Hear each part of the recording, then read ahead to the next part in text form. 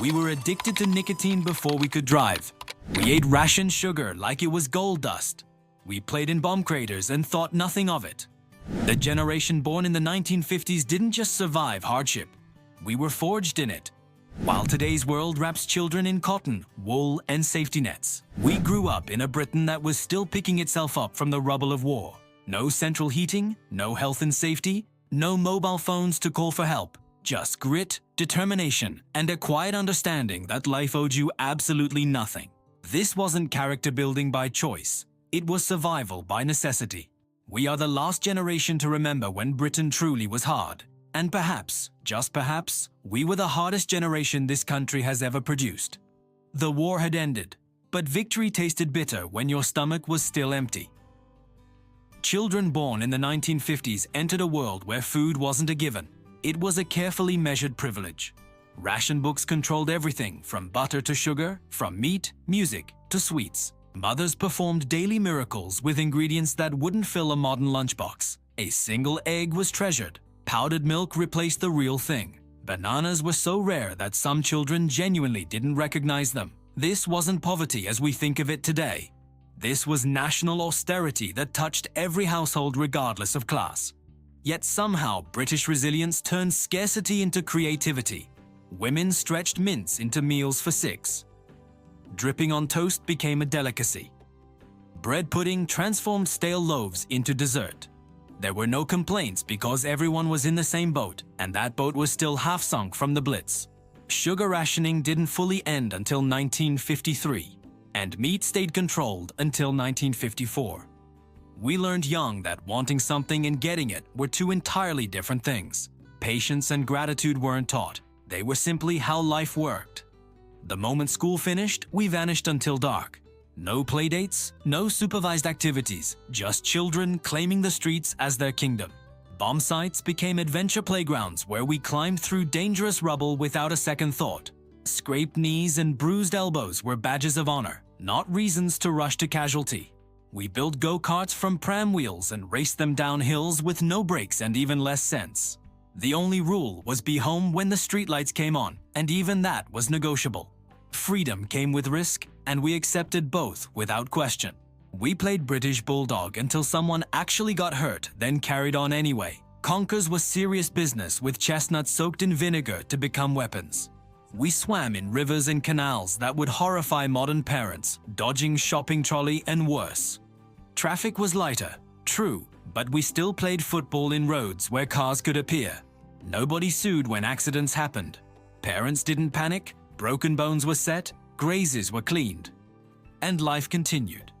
We learned about consequences through experience, not through warning labels.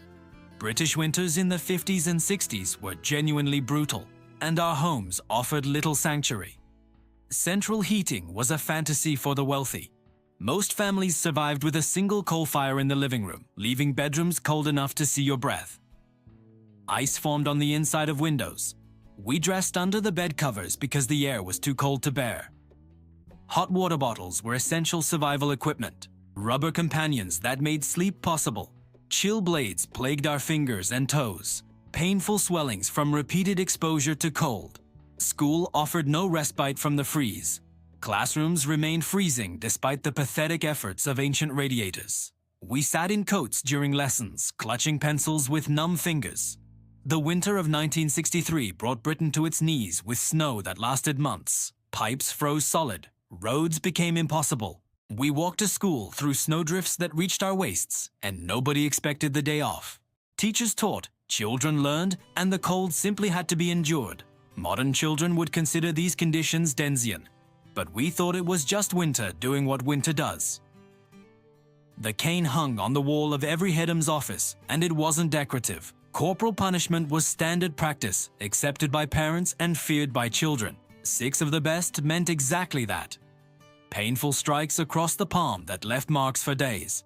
Leather straps, wooden rulers, and plimsoll slippers were all legitimate teaching aids. Nobody questioned this system. If you got the cane at school, you'd likely get worse at home for bringing shame on the family. Physical discipline extended beyond education into every aspect of childhood. Respect wasn't requested, it was demanded and enforced. We stood when adults entered the room. We spoke only when spoken to. Answering back brought swift consequences. Police officers commanded instant obedience, not because they were armed, but because authority meant something. Bus conductors, park keepers, shopkeepers all held power to discipline children who stepped out of line. Parents backed them every time. This created a society of clear boundaries and understood hierarchies.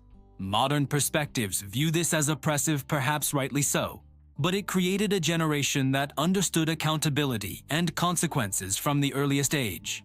Were you ever caned at school, and what was it for? Childhood ended early when family finances demanded it.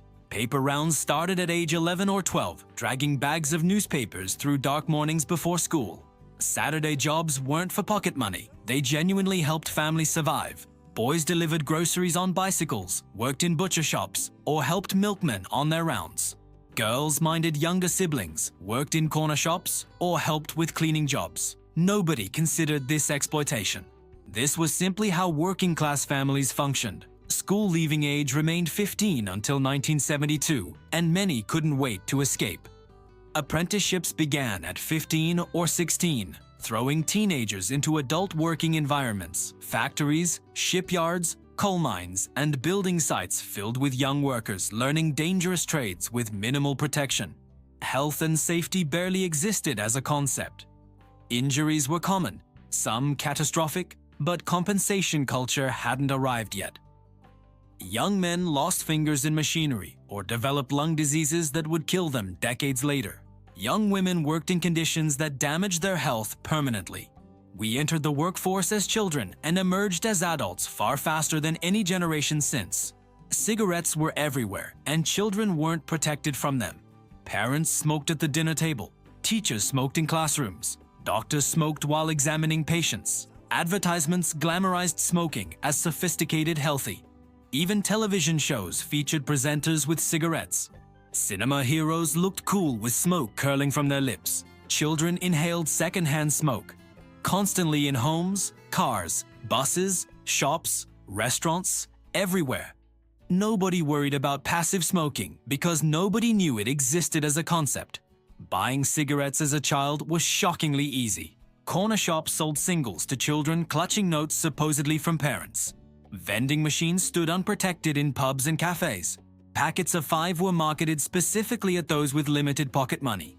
By 14 or 15, a significant portion of teenagers smoked regularly. School toilets reek of tobacco. Teachers occasionally turned blind eyes to sixth formers smoking behind the bike sheds. Peer pressure was immense because smoking represented maturity and rebellion. The health warnings that seem obvious now didn't arrive until the late 60s. And even then, Britain was slow to act. We became addicted young, and countless lives were shortened because of it.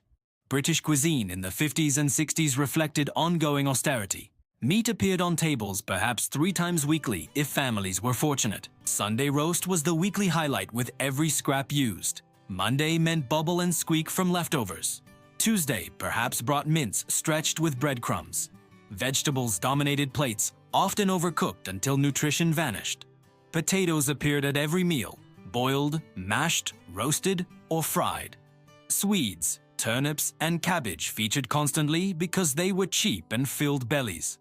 Treats were genuinely rare. Sweets remained rationed until 1953, creating a generation that remembered queuing for single sherbet lemons. Chocolate was precious, carefully divided between siblings. Fresh fruit outside of apples was unusual. Oranges appeared at Christmas like exotic treasures. Convenience food didn't exist in any meaningful way. Everything required preparation and cooking. Mothers spent hours daily just producing basic meals. Waste was unthinkable. Moldy bits were cut away and the rest eaten. Stale bread became pudding, chicken carcasses boiled for soup. Modern food waste would have appalled us. We learned that hunger focuses the mind wonderfully.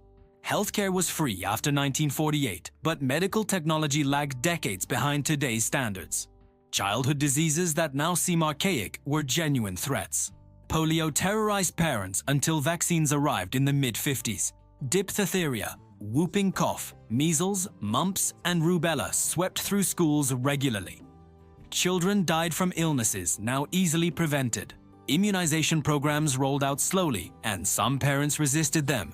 Hospitals lacked modern equipment and treatments. Antibiotics existed but weren't always available or used appropriately. Dental care was particularly medieval. Dentists drilled without adequate anesthetic. Extractions happened in surgeries that resembled torture chambers more than medical facilities. Sugar consumption, despite rationing combined with poor dental hygiene, meant rotten teeth were common among all ages. Children endured fillings and extractions that would violate modern pain management standards. Mental health simply wasn't acknowledged. Trauma went untreated. Depression was weakness. Anxiety didn't exist as a diagnosis. Children suffered in silence, expected to simply get on with it. Resilience built, certainly, but at costs we're still calculating generations later. Television arrived slowly in British homes throughout the 50s. Early sets were tiny, black and white, music and temperamental. BBC held a monopoly until ITV launched in 1955. Programs were limited, often ending by late evening. Watch with Mother, Andy Pandy, The Wooden Tops. These simple shows captivated us completely. Families gathered around the set like it was a hearth. Watching together was communal, not the isolated experience modern streaming provides. Radio remained hugely important. The Goon Show, Children's Hour. These programs fired imaginations better than any screen. Toys were simple and often homemade. Dolls had china faces and real hair. Train sets were treasured possessions passed between siblings. Board games provided evening entertainment. Playing cards taught gambling before we understood money. Books from libraries were read until covers fell off. Comics were swapped and shared. Annuals appeared at Christmas. Nothing required batteries. Imagination powered our play. Outdoors remained the primary entertainment venue. Football, hopscotch, skipping ropes, marbles. These cost nothing and provided everything. Boredom existed absolutely, but it forced creativity that modern children with unlimited digital entertainment may never develop. We survived, and that survival shaped everything we became. The hardships weren't character-building exercises designed by enlightened educators. They were simply life's unavoidable realities. We learned self-reliance because help often wasn't coming. We developed resilience because breaking down wasn't an option. We understood sacrifice because we watched our parents make them daily. Material possessions meant less because we'd grown up with almost nothing. Relationships mattered more because community was how you survived. Physical toughness developed from constant exposure to discomfort and minor injuries. Yet hardness came with costs we're only now acknowledging. Emotional suppression created generations unable to discuss feelings. Trauma went untreated, festering for decades. Toxic masculinity flourished in environments where showing weakness meant punishment. Rigid hierarchies and unquestioned authority prevented necessary social progress. Corporal punishment damaged as much as it disciplined. Smoking addiction killed hundreds of thousands prematurely. Workplace injuries left countless disabled. We were hard, undeniably, but perhaps Britain paid too high a price for that hardness. Modern softness that we sometimes criticize actually represents progress towards a more humane society. Understanding this tension between the toughness we developed and the costs of developing it may be the final lesson our generation offers. The generation born in the 1950s lived through Britain's transformation from post-war austerity to modern prosperity. We bridged two completely different worlds. We remember ration books and Beatles records, outside toilets and moon landings, corporal punishment and comprehensive schools. Our childhood hardships created resilience that modern Britain struggles to understand, let alone replicate. Perhaps we romanticize the past, remembering camaraderie while forgetting genuine suffering. Perhaps younger generations are softer, or perhaps they're simply more enlightened about what childhood should actually involve.